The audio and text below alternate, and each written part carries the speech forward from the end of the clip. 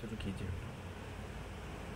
मैं मोहम्मद हबीब चिश्ती कादरी गुलामान ख्वाजा खानकाए ख्वाजा गरीब नवाज मदरसा जामे अहले सुन्नत फैजान ख्वाजा गरीब नवाज संजीरी अजमेरी फाउंडेशन, मैं उसका अध्यक्ष हूँ।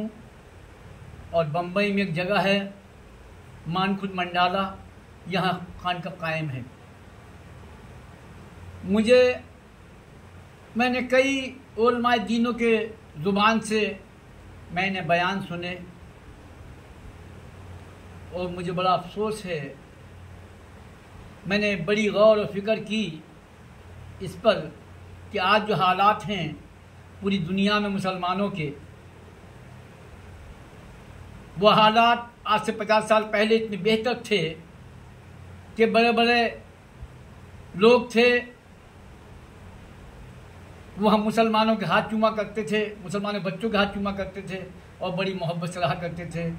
अगर कोई कहीं जाता था और किसी कुछ पास में कुछ होता था, या बेटी बालिग है और बाप को कहीं जाना है तो कहते जी हमारे मियाँ हैं, इनके घर ज़रा ख्याल रखना भैया हमारी बेटी का। तो इस तरह छोड़ के जाया करते थे, एक जिम्मेदारी लेके जाया करते थे। इतना प्यार था पहले। आज से 50 साल पहले, 60-70 साल पहले ये बेदबीनी थी, मदरसे कम थे, खानकाएँ थीं। खानकाओं में जो दर्स दी जाती थी वो सबसे पहले दर्स अदब की दी जाती थी। बाअदब अदब रहना, अदब बहुत ज़रूरी है। हमारे इस्लाम का पहला अरकान अदब है। रसूल पाक ने फरमाया तुम में से बेहतर वो जिसका हुस्न अखलाक बेहतर, उससे बेहतर वो जगह कोई गलती करता है और वो माफ़ी मांगता है फौरी माफ़ कर दे। तो रसूल पाक ने हमें अदब सिखाया। पैगंबर पाक ने हमें अखलाक सिखाया, हुस्न अखलाक सिखाया। पैगंबर पाक ने हमें बड़े अदब एहतराम से मोहब्बत करने वाला बताया, सिखाया। मैंने कई वीडियो देखे और मैंने ज़्यादातर अक्सर मैं कभी किसी की जल्दी सुनता भी नहीं हूँ, कभी सामने आता सुनता हूँ। वो बयान करते हैं मौला हुसैन का, अहले बैत के बारे में। वो बयान करते हैं शहीदान करबला के बारे में। कुछ लोग कहते हैं हम पंचतनी हैं, कुछ लोग कहते हैं हम हुसैनी हैं, कुछ लोग कहते हैं हम मौलाई हैं। मैंने बड़े गौर और फिक्र की और बड़े गौर से समझा कि आज जो परेशानी है जो आ रही है हमारे अंदर, हमें परेशानियाँ, आज हमें एक अदना से अदना जलील करके चला जाता है, उसकी वजह क्या है? काफ़ी वजहें ढूंढी, लेकिन मेरी समझ में वजह आई कि हमने अदब खो दिया।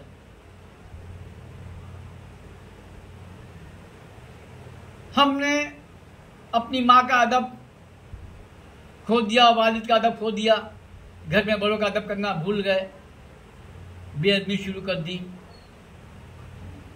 आज मैं वो तमाम आलम दुनिया को, जितने भी पूरी दुनिया में लोग हैं हज़रत आदम की औलाद, चाहे वो मोमिन हो या मुसलमान हो या जिसने अहले बैत से जुड़ा है या नहीं जुड़ा है, मैं उन सबको पैगाम देना चाहता हूँ।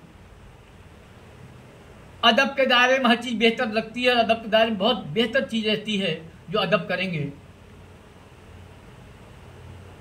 अल्लाह ने अपने नूर से तख्लीक की, रसूल पाक के नूर की, नूर मोहम्मदी सल्लल्लाहु अलैहि वसल्लम की तख्लीक की। उस नूर से, उसी नूर से मौला अली की तख्लीक की। मौला अली, माँ फातिमा जन्नत खातून, इमाम हसन अस्सलाम, इमाम हुसैन अस्सलाम, पाँचों की तख्लीक उसी नूर से हुई। आज मैंने बहुत से उलमाए दीनों का बयान सुना, शहीदान करबला का जब बयान करते हैं या कोई बात कहते हैं तो वहां सबसे पहले वो बेअदबी करते हैं, वो इस तरह की बातें कहते हैं जो मुझे नहीं कहना चाहिए। अल्लाह मुझे माफ कर दे, लेकिन मुझे रिपीट करके सुनाना पड़ेगा।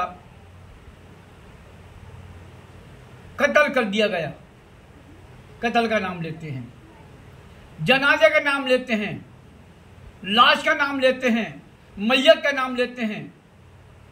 आज मैं पूरी दुनिया के मुसलमानों को, मोमिनों को, तमाम जितने भी अल्लाह के मखलूक है, हजरत आदम की औलाद है, उन सबको ये पैगाम देना चाहता हूं, जब तक तुम बेइज्जती करते रहोगे तुम्हें परेशानी आती रहेंगी। वो नूर का जिस्म है उनका, जो नूर का जिस्म है, मुर्दा हो नहीं सकता, लाश हो नहीं सकती, मैयत हो नहीं सकती, वो नूर का जिस्म है। रूह पाक अगर जिस्म से कुछ देर के लिए अलहदा हो जाए तो जिस्म, वो मकान नूर का है। जिस तरह हमारे संग मरमर का मकान है, हम उसमें रहते हैं, अगर बाहर निकल जाएं तो संग मरमर का ही मकान रहेगा। ऐसी रसूल पाक ने खुद अपनी ज़ुबान पाक से फरमाया, अली मुझसे मैं अली से, फातिमा मुझसे मैं फातिमा से, हसन मुझसे मैं हसन से, हुसैन मुझसे मैं हुसैन से, अली का जिस्म मेरा जिस्म। जब नबी ने खुद फरमा दिया तो तुम और मैं कौन होता हूं बेअदबी करने वाला, ये कत्ल का नाम लेने वाला।